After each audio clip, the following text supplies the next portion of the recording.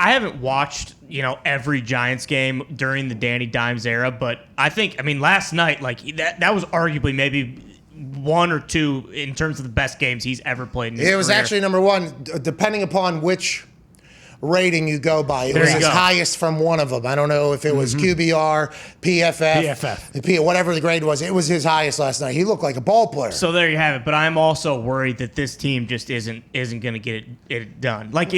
Do we know, is Joe Judge that good of a coach? Again, we've been talking about it. Slippery slope. It's early, but he's a special teams guy. You can't have that special teams gaff be the reason you guys lose the football game. You just can't. And that can't happen. And they've already been talking about the hot seat stuff. Do you think there's a chance that, let's say the Giants, lose the next 6 games and don't go to the playoffs this year? Is it possible that they get rid of Danny Dimes, fire Joe Judge, fire Dave Gettleman, fire Jason Garrett, and basically just reshape the entire franchise? Owner is on the record as stating that he is tired of explaining why they stink to people. Yeah. Invested a lot of money this offseason to rebuild that team. Has been like, hey, I'm tired of going to these events that A.J. Hawk is at and these other billionaires are at. Hey, how's it going?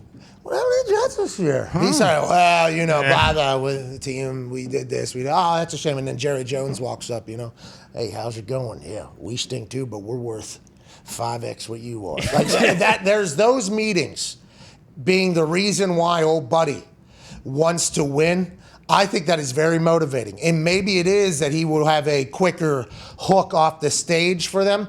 But Danny Dimes, everybody is, it's a make or break year. This could be another situation. Tannehill, everybody's pointing at the Tannehill situation because he was basically a bust. He was basically out. He was overpaid, didn't really do much down in Miami. Is that because the Dolphins were there? He did play good football down there. Is it because Gase was there? Why is it? He goes to Tennessee, he becomes a guy. Now, is that offense going to bounce back this week against the Seattle Seahawks, against the 12s in Seattle? I mean, I hope so because I enjoy that offense. They got Julio. Hopefully they'll be able to get going. But everybody, is scared to death of the Tannehill situation happening to them. Right.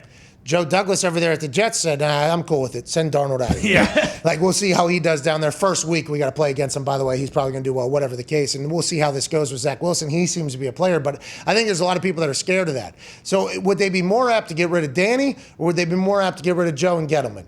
I don't know who's tighter with the owner. You'd assume the GM is tighter with the owner, so you think they'd lean that way. But if he goes clean slate, brand new football team, basically, what's that, another 4 or 5 years anyway? Yeah, I mean, it true. is insane to think if your team, and I thought they looked good last night. I thought Danny Dimes looked very good last night. He's obviously, every time, and we said this yesterday, I think I said this verbatim.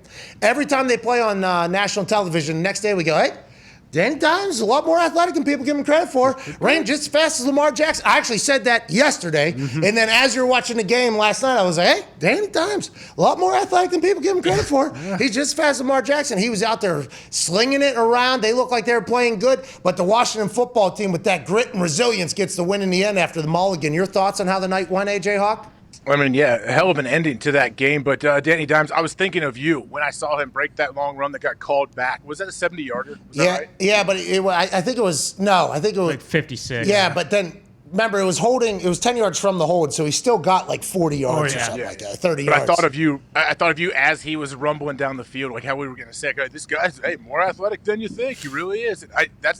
Was that their most successful play, that zone read where he kept it because they're crashing down on Saquon? And they also had another one, I think, where he did a zone read. I think they had a couple designed runs, which I think we're all thankful for. I think we're all very thankful for. I think he's reading the end. He's reading that end right there, and the end's going to crash down on Saquon because they're going to honor him more than the running back. But now, if you play the Giants, you're going to have to honor the QB. Well, they should, by the way. If he has that ability and he's staring down a potential bust title in the NFL because the teams haven't been good, why wouldn't you use all the things that he has? Now, if he has had the success that Patrick Mahomes has had in maybe you're not just designing runs for Patrick Mahomes, but with Danny Dimes having the ability to be like a freak out there, why not add that in there? And a lot of people said that Jason Garrett is the problem. Steve Smith, before the game started last night, they scored 29 points last night, so it's not 5 field goals, obviously, so only 2 tuds or whatever. But Jason Garrett, Steve Smith said, Daniel Jones has a chance to be good. They fired that offensive coordinator. Literally said it as they were going almost off the air, and everybody was like, whoa, what was that? Let's go back to that. And there's been a lot of saying about, hey, Jason Garrett hasn't called plays in a decade and a half. Offenses are very different now, especially what you have the ability to do with Daniel Jones. Why is this the offense? There's a lot of decisions to be made over there. We need to get that guy running more, I think, though. I mean, they need to do something. When you watch their offense, it just feels like slow or boring. It feels like there's not a lot of, I don't know, there's not a lot of pre-snap motion, all of the stuff that we're used to seeing, I guess, in kind of what modern offenses are doing. There's not a whole lot of window dressing, and it's just, I don't know. It is kind of weird, and I feel like Saquon is trying as hard as he possibly can every single time he touches the ball. I mean, I feel bad for the dude. I'm like, this guy, like, there's nothing there. Like, it's not like not a whole lot you can do as a running back when you get the ball and you're doing everything you possibly can to squeak out 2 yards. And Chase Young was like walking him, so everybody's like, oh, Saquon's not back, but maybe Chase Young's just really fucking fast too. Yeah, he is. I mean, maybe that is something. You see Chase's stride? Like, his stride is unbelievable. Bro, it's like 5 yards. Yeah. It's like 5 yards. It's like his arms are reaching like 15 yards down the field too as he's running. Bro, when they do those Bigfoot hunts, you know what I mean? And they say like, hey, we saw footprints of this Bigfoot, and it's like boom and then bang and a bang. That's like what Chase Young looked like as they're breaking down him. I mean, it was like Guy in Happy Gilmore.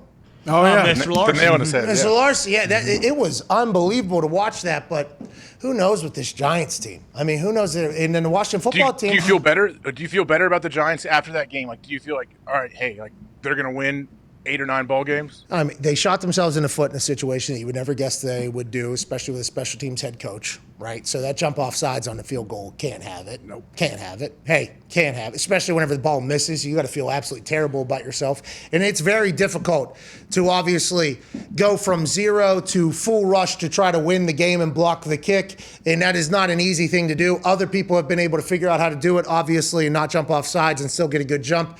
But that whole mulligan opportunity, I mean, there was just a couple different things that happened last night that you have to think to yourself, like, is this team going to get better? Are they going to be great? Or are they going to continue to not win games? Because that's all they've really done. How long can you do the sprints and the push-ups and the way you do things?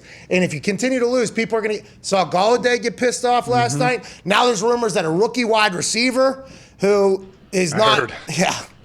I started dying laughing when I actually asked, who is this? And they were like, oh, the guy out of Florida, he's supposed to be electric. I'm like, he's a rookie, and after his second game, he's already leaking sources that he's not happy. It's like, whoa, you got to be a stud if you have that much confidence in yourself that you're saying that after your second game. But that type of thing can steamroll. Like, that can continue to happen if you lose games, even if you play good. They could have won that game last night. Very easily could have won that game. Should have won that game last night. But when you lose, everything just kind of compiles on top of each other, and that's only going to continue to happen for the Giants. It's only going to get louder and louder over there.